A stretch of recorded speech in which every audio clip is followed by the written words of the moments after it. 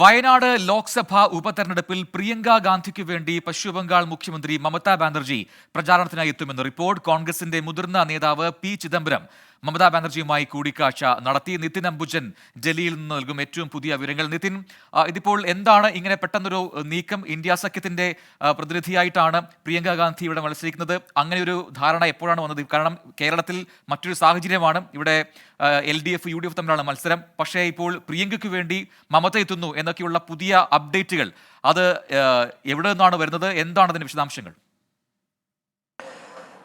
പ്രജിൻ, കഴിഞ്ഞ ദിവസം പി ചിദംബരം കൊൽക്കത്തയിലെത്തി മമതാ ബാനർജിയുമായി കൂടിക്കാഴ്ച നടത്തി. കൂടിക്കാഴ്ചയിലാണ് പ്രിയങ്ക ഗാന്ധിയുടെ പ്രചരണത്തിനായി മമതാ ബാനർജി വയനാട്ടിൽ എത്തുമെന്ന റിപ്പോർട്ടുകൾ വന്നിരിക്കുന്നത്. അതേസമയം തന്നെ തീയതി സംബന്ധിച്ചൊന്നും തന്നെ തീരുമാനമായിട്ടുള്ള ആദ്യഘട്ട ചർച്ച മാത്രമാണ് നടന്നിരിക്കുന്നത്. നേരത്തെ പ്രജിൻ സൂചിപ്പിച്ച പോലെ തന്നെ കേരളത്തിലെ രാഷ്ട്രീയ സാഹചര്യം വേറെയാണ്. പ്രത്യേകിച്ചും വയനാട്ടിൽ BJP 3ാം സ്ഥാനത്തെത്തിയൊരു മണ്ഡലമാണ്.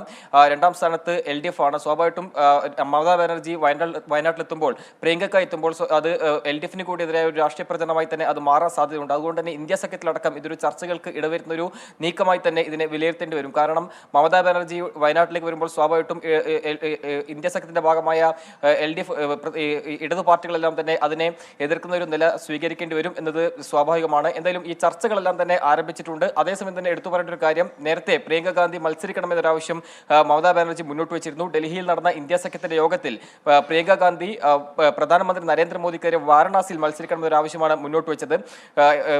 പ്രിയങ്ക ഗാന്ധി തെരഞ്ഞെടുപ്പ് രാഷ്ട്രീയത്തിലേക്ക് വരണം എന്നൊരു കാര്യം നേരത്തെ മമതാ ബാനർജി പറഞ്ഞൊരു സാഹചര്യം കൂടിയുണ്ട്. അതുകൊണ്ട് തന്നെ ആ ഒരു നിലയിൽ തന്നെ ഇതിനെ പരിഗണിക്കേണ്ടി വരും എന്നാണ് മനസ്സിലാക്കാൻ സാധിക്കുന്നത്. എന്തായാലും ഈ ഒരു രാഷ്ട്രീയ നീക്കത്തിൽ ഏത് നിലയിലാകും ഇതിനെ ഇന്ത്യ സഖ്യത്തിന്റെ മറ്റൊരു പാർട്ടിയെ CP അടക്കം ഇങ്ങനെ സ്വീകരിക്കുമെന്നതൊരു ചോദ്യമാണ്. എന്തായാലും ആദ്യഘട്ട ചർച്ചകൾ മാത്രമാണ് ഇപ്പോൾ നടന്നിരിക്കുന്നത്. കോൺഗ്രസിന്റെ മുതിർന്ന നേതാവ് പി ചിദംബരവുമായിട്ടുള്ള ചർച്ചകൾ തന്നെയാണ് ഇന്നലെ ഇത്തരം ഒരു കാര്യങ്ങൾ ഇപ്പോൾ റിപ്പോർട്ടുകൾ നമുക്ക് പുറത്തു വരുന്നത്. എന്തായാലും ഇനിയുള്ള ദിവസങ്ങൾ സ്വാഭാവികമായിട്ടും മമതാ ബാനർജിയോ അല്ലെങ്കിൽ തൃണമൂൽ കോൺഗ്രസോ ഇതിൽ നിലപാട് വ്യക്തമാക്കുമെന്നാണ് മനസ്സിലാക്കാൻ സാധിക്കുന്നത്.